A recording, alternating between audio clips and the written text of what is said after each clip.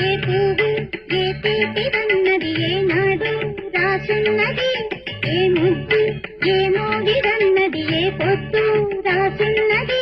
బంధాలై పెనవేయు వయసుకు అందాలే దాసోహమనగా, మందారం విరబూయు పెదవులు మధువులనే సరిచూడ